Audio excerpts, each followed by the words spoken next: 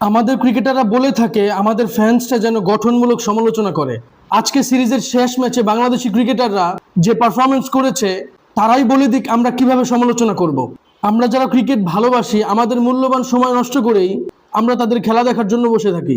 অথচ চিন্তা করা যায় একটা দলের 5 জন স্বীকৃত ব্যাটসম্যান সিঙ্গেল ডিজিটে আউট হয়েছে।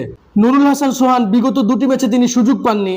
আজকে যখন মাত্র 12 রানে 3 উইকেট পড়েছে, তার উচিত ছিল তার অভিজ্ঞতা দিয়ে এবং নিজের পারফরমেন্সকে আরো উন্নত করতে লম্বা ইনিংস খেলার। তবে তিনি ব্যর্থ হয়েছেন। আজকে 10-12 বছর ক্রিকেট খেলার পরেও যখন তার ভিতরে এই গেম অ্যাওয়ারনেস গুলো আসছে না, এটা খুবই দুঃখজনক। তার চাইতেও বড় দুঃখজনক হচ্ছে আজকে তাওহিদ হৃদয় দলের ক্যাপ্টেন, তিনি 61 রান করেছেন, বাকি সবাই মিলে 50 রানও করতে পারেনি।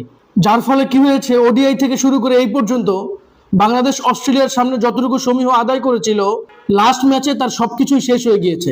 আমাদের fielding miss, run out miss, এগুলো দেখে অস্ট্রেলিয়ার ডাগ আউটে বসে থাকা ক্রিকেটাররা হাসাহাসি করছে।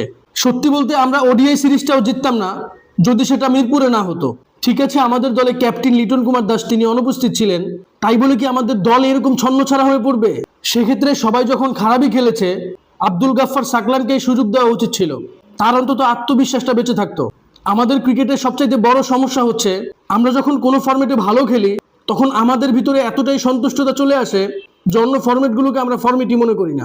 সব মিলিয়ে টি-20 সিরিজে আমরা অনেক বেশি হতাশ হয়েছি। এ নিয়ে আপনাদের কোনো মতামত থাকলে অবশ্যই আমার সাথে শেয়ার করবেন।